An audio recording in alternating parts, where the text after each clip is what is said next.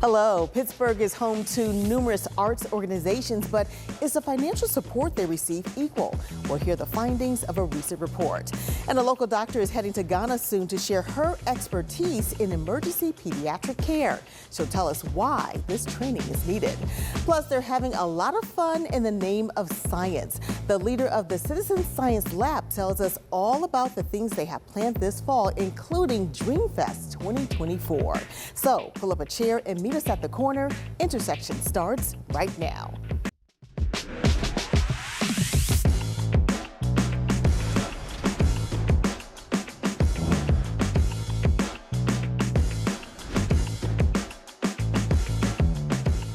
Hello, I'm Lisa Smith, the Director of Community Impact at KDKA Plus and the host of Intersections. Pittsburgh is home to numerous artistic and cultural outlets, and many of those exhibits, plays, and performances happen because of arts funding. So recently, when the Greater Pittsburgh Arts Council took a look at how arts funding is distributed, they found unequal outcomes. Joining us to talk about this report are Morgan Kasprowitz. She is the Council's Director of Research and Cultural Policy. Also, Kilolo Luckett, Founding Executive Director and Chief Curator of Alma Lewis, a contemporary art platform dedicated to Black culture. Welcome, ladies, to Intersections. Hi. Hello. So, this report came out recently, a couple of months ago now, and it's called A Second Look, Racial Equity and Arts Funding in Greater Pittsburgh. So, Morgan, tell us a little bit about this report. I know this is the second report that the council has done. Yeah, so we started this work in 2018. We came up with a first report then about how the funding was distributed inequitably, specifically when we look at race. So if you looked at the percentage of organizations of color in the area and you looked at the Allegheny population, you could see that the funding amounts were not matching what they should have based on those two measures. So we had a lot of interest from the community over the past couple of years to see if that was still the case. So we took a second look at the data. And here in Southwest Pennsylvania, about 21% of our arts and cultural organizations are organizations that we would characterize as organizations of the global majority, so representative of people of color.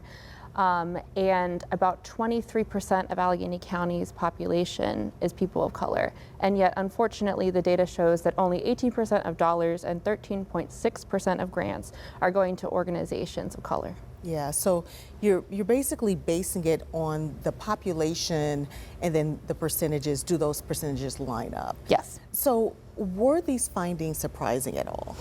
I don't think they were surprising. We had heard from a lot of leaders of these organizations that is what they felt before we did the research. And so for us, it just reflected what we had heard for many, many years.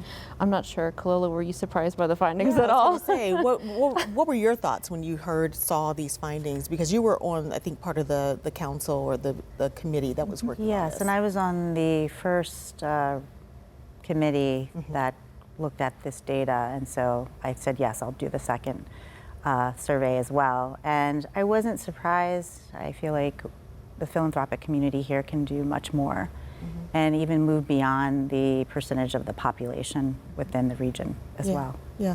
What have been your experiences, I guess, with philanthropic organizations in terms of finding funding? Yeah, so I have over 25 years of working in the nonprofit sector here in the arts, and working for some of these larger mainstream white-led organizations. It's very different as opposed to now leading my own nonprofit that centers Black arts and culture. And there is a different perspective and shift that happens. And I think that we can, as a greater community that is very diverse in so many different ways, can really begin together in this kind of collective care of philanthropy that we all win, instead of this kind of them versus us mentality that plays out time and time again. Yeah. Morgan, one thing that was interesting about the report was it looked at the giving in 2020, right around the time of George Floyd's death, and there was a spike during that time, but then it went back. Why do you think that happened? That's a great question. It's hard to say exactly why. As a researcher, I'm always careful not to make assumptions about cause and what caused. But I think what I will say is that the data was really clear that whatever surge of support there was on that particular year, whether that was special programs that popped up, whether that was large donations made by people like Mackenzie Scott to programs like Advancing Black Arts in Pittsburgh, those are things that were specific to that time and they have not been sustained. And so, I'm not sure that I would feel comfortable speaking to the exact cause, but that is the dynamic that we did see in the data. Yeah.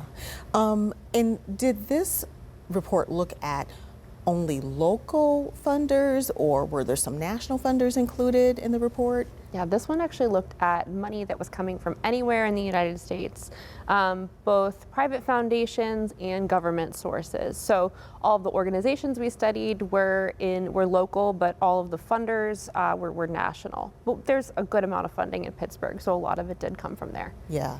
So Kilolo, I know that the Andy Warhol Foundation was involved. You were involved with a project with them that allowed you to have access to some original prints or authentic prints that you could raise money from. Tell me a little bit about that program, and was it successful for you? Sure. So Alma Lewis is the recipient of a 2-year grant from the Andy Warhol Foundation in New York City. And as one of their grantees from this previous grant cycle, we had access to this new initiative called Philanthropy Factory. And so we were paired up with original works by Andy Warhol that were all authenticated and certified through the Andy Warhol Foundation. And so we had 5 works of art that we were able to sell through Philanthropy Factory. And we were able to sell 4 out of the 5, and proceeds from that sale benefit Alma Lewis. Yeah. So was that a pretty good process for you guys? It was great. Yeah. I mean, the Andy Warhol Foundation created a template for all of the grantees that we didn't have to figure out how to do these things on our own. And so they really walked us through the process of how we were going to do this, because this was through their eBay charitable giving platform. And so it really creates another way for nonprofits to generate income through philanthropic dollars. Yeah. So we were talking before, and one of the benefits is obviously monetary, but it's also exposure. Morgan, what kind of exposure do these funds give to some of these arts organizations? Oh, I think I working at a primarily white arts organization, I think it's difficult to say. I think it's different for every single organization. It definitely allows you to do more programs. It allows you to, having an adequate amount of funding allows you to have more staff that are out in the field. So in that way, it gives you a lot of exposure. I'm less familiar with what that looks like for arts organizations, or specifically organizations of color. But I think, having adequate funding brings you all sorts of opportunities to fulfill your mission. Yeah. Well, we're almost out of time, but just real quickly, what happens next?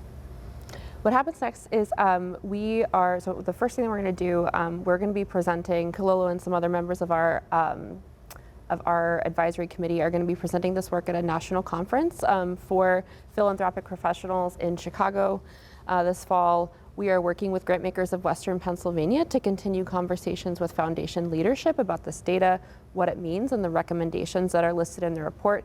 And the Greater Pittsburgh Arts Council is looking for a way to sort of take a pulse in maybe a year to see how recommendations are being adopted, and just see if we see the needle moving forward, because what we don't want is to get 5 years down the road and be in this exact same situation again. Yeah. Well, thank you, ladies, so much for sharing this information, and we'll definitely continue to watch and see how things develop. Thanks again. Thank you. Thank you. Well, coming up, a local doctor dedicated to making sure Pittsburghers learn CPR is expanding her work to Ghana. Intersections. We'll be right back.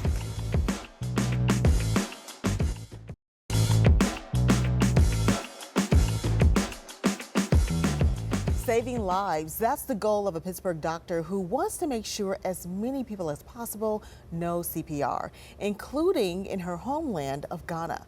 Dr. Sylvia Owusu-Ansah is UPMC Children's Hospital's medical director of EMS. She has authored an article published in the New England Journal of Medicine, and she is a founder of Okoma United, which trains young people in communities of color how to administer CPR. She joins us today with some details on this really exciting trip to Ghana. Welcome back to Intersections. Thank you, Ms. Smith. So happy to be here. Absolutely. So, this is like a passion for you. Tell us why it's so important for you to make sure people understand different life-saving techniques like CPR. Well, I actually have a personal story. So in 2001, my grandmother, who's my biggest cheerleader in the world, was hit by a car in Kumasi, Ghana. And at the time, there was no infrastructure, no emergency medical services to come and save her or even perform CPR on her. So I wonder every day, if somebody was there to at least perform CPR, would she have been around a little bit longer? And then, of course, we know the statistics for people of color are pretty abysmal for cardiac arrest and survival rates. And so there's a lot of work that we need to do in that space. Yeah. And then you've started Okoma United, and you've been out there helping lots of students and athletes and college students. How has that been going? Oh, that's been amazing. It's just like a trickling effect because everybody is so energized and so pumped. What I'm recognizing in the community is that people actually do want to help. With all that goes on in the world, people do want to help. People do want to help save lives and participate in that. And so, especially with our youth, they're really excited about the idea of learning how to save lives and passing that on to their family members and other peers. And there's been some outcomes where people have actually learned from you and been able to use it immediately almost. Yes, so we're really excited. We were able to teach over the 500 of the Division I Pitt athletes, and Miss Elliott Breach, who is the women's soccer goalie, 4 months later performed CPR on her dad and saved his life and credits that to our training. Wow. So now you're going to Ghana. Tell me about the trip, kind of how this came about and what you're going to be doing. Yes, so initially I was invited by the National Association of Emergency Medical Technicians, which is the largest national organization related to EMS folks getting education. They have training centers all across the world, so I was asked to come and teach emergency pediatric care at the military hospital for which they have a relationship with. And for me, it only made sense, thinking about my grandmother and all the stuff that we're going to do anyway, to bring Okoma United into that vision. And so we're able to work with the military, the National Ambulance Service, and Code Red Ghana to bring community-engaged CPR to Ghana through Okoma United, in addition to the teaching that I'll be doing with the National Association of EMTs. Yeah, so your organization is effectively going global at this moment. Yes, and going to Ghana, where is the root of the name. So Okoma actually means heart in the Akan language of the Ashanti people. People might recognize the Ashanti people. If anybody's worn any kente cloth, that is the Ashanti tribe. And so in that language, Okoma literally means heart. And so I took that word from my tribe in essence. Yeah, wow. So what is the status of training right now in Ghana, and what is the need for additional training? Yeah, so cardiovascular disease, period, is one of the #1 killers in Ghana. That includes heart failure, that includes things like stroke. As we know, in cardiac arrest, it just means that your heart stops. So it could stop from heart failure, it could start from heart disease, or any kind of dysrhythmia or abnormal electrical activity. And so right now there's not a distinct infrastructure of community engaged CPR. There was one study done by my colleague, Dr. Martina Anto-Okra at Pitt, well, she was at University of Rochester at the time, that showed that people in Ghana are interested in learning more about CPR, interested in learning more about life-saving skills. And so we're gonna use that to create a community-based engagement of CPR infrastructure and also reach the youth in Ghana to do that. And part of it also is, teaching the people there, and then they can teach each other. Is that kind of what the thinking is? So we call that the Train the Trainer program. So it's kind of, we're going to go there and help to empower and implement infrastructure for those people to continue to help one another out when we leave. Yeah. Is it significant in a weird, not a weird way, but in an interesting way that, Pittsburgh was the home of the Freedom House, where the emergency medicine techniques and paramedics, that whole ambulance system got started, and now here you are taking from Pittsburgh there what you know in terms of emergency and training techs and things like that. Yeah, to your point, I think about that all the time. And so a lot of people don't recognize that Pittsburgh is the birthplace of EMS as we know it, the 911 system as we know it. It was birthed in the Hill District off of the backs of 25 black men. So the fact that we have Narcan, the fact that we do EKGs and IVs in the back of an ambulance and take care of people en route to a hospital, that all started here in Pittsburgh. And Dr. Peter Saffer, who led in the charge with these African American men and women, is known as the father of CPR. And so and we know that Ghana is the first democratic nation of the sub-Saharan African continent. And so it does kind of all culminate together, and just it feels right and feels like the right thing to do at the right time. Yeah, and this really major homecoming for you also, because you said you had not actually been back since 21? I've not 2001. I've not been back since I buried my grandmother. I was a second-year medical student, and it's really exciting for me because I vowed to her that I would build a hospital in her name, and now this is like a stepping stone to get there. So it's really exciting. Well, it sounds like a really great trip, and well, I can't wait for you to come back so you can come back and tell us all about it. Well, thank you so much for having me and supporting Acoma United and sharing our mission. All right, thanks again. We appreciate it. Thank you. Coming up, a local program makes science fun and inclusive for kids of all ages. Intersections. We'll be right back.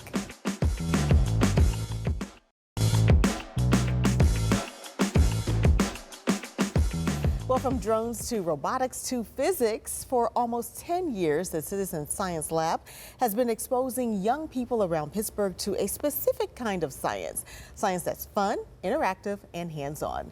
Dr. Andre Samuel is the founder, president, and CEO of the Citizen Science Lab and joins us today on Intersections. Welcome to the show. Thank you for having me, Lisa. Yeah. So tell us a little bit about Citizen Science Lab, why you started it. Sure. I started the Citizen Science Lab because black scientists are severely underrepresented when it comes to the sciences, right? There's an annual survey that is released. About 55,000 PhDs are handed out annually, awarded annually, and about 1,500 of those are awarded to African Americans. So a huge disparity there. And so we created the Citizen Science Lab to create science pipelines for diverse and marginalized communities, to change what the face of STEM and science looks like, to increase that diversity. Yeah. So we're looking at some video of some of the kids in one of the programs. So do the kids come with an interest in science already, or do you kind of have to get them to like science? That's a great question. Many of them come with an interest already. Some of them have no interest at all. And I think that's the great part about the programming, is that we can, if you don't have an interest, once you come in, you're going to get excited, right? Because who doesn't get excited about putting on a lab coat and glasses and gloves, and then getting like hands dirty in the lab? Yeah. You talked a little bit about not seeing enough African Americans in science fields or that kind of work. So how many of your students have you seen actually go into science and select science as a field for themselves? That's a great question. We've had a number of students actually go into the sciences, from employees who are currently staff members of the Citizen Science Lab. It started off as high school students, have graduated with a bachelor's in either environmental sciences or biology, and we have those staff members aboard now. We have a student that is in a PhD program, engineering PhD program at UNC Chapel Hill. Teo, very proud of her. She was another one of our alumni. So, we're making a little bit of strides here and changing the trajectory of community, residents and students who never even thought about pursuing a science degree. And even those who did, we're providing them that support and enrichment along the way. Yeah. So I know that one thing that's interesting coming up is you have a new building that's going to be breaking ground basically here pretty soon. Tell us about it. Yeah, Project Dream. This is our capital campaign. It is a homecoming. We were born in the Hill District, and we were renting, and now we're at the point where we want to establish ourselves as an institution. And we plan on breaking ground at 636 Heron Avenue, the old Martin Luther King Reading and Cultural Center in the Hill District, and making that our headquarters. Yeah. In terms of like some of the things that this location will have, Yeah. I'm sure it's going to be scientific and high tech. Right, yeah, no, it's going to be a state-of-the-art science facility, right? 5 teaching laboratories, 1 concentrating on digital and 3D printing, but then 2 biology laboratories.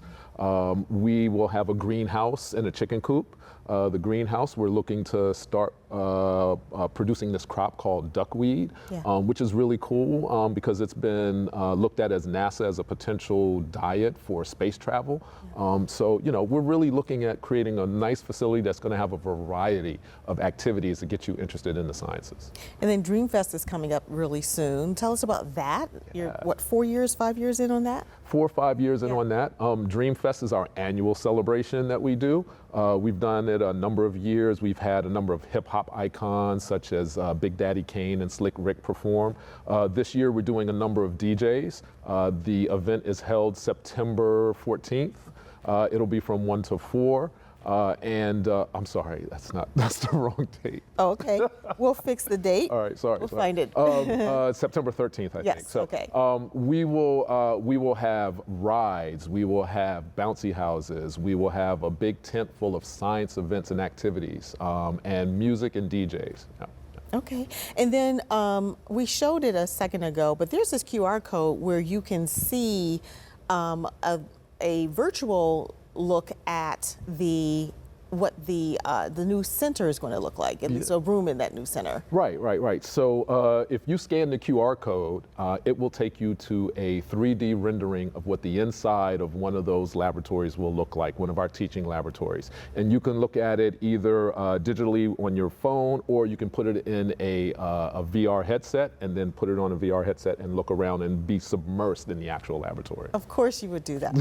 And then it's almost time for students to get registered for this upcoming session, so they can go to your website to find out more, right? Sure, absolutely. Go to our website, www.thecitizensciencelab.org, and you can register for any one of our pipeline programs, which are free community programs that are offered to African American students. And then we have a number of other programs such as homeschool and weekend workshops that we can provide for you. All right, Dr. Samuel, thanks so much for joining us. We appreciate it. Thank you. All right. And I'll have my last word when we come back. Equity. It's all about being fair, being just, being honest. But what keeps equity from being achieved is disagreements over what qualifies as fair. There are differences of opinion, usually because we base what's fair on what benefits us. That's why in order to have equity, you have to have honesty. Honesty about the past and the present in order to decide the future. So when you crunch the numbers and see that someone isn't receiving their fair share, there's a decision to make, because equity requires action. Thanks for watching. We'll see you next time on Intersections.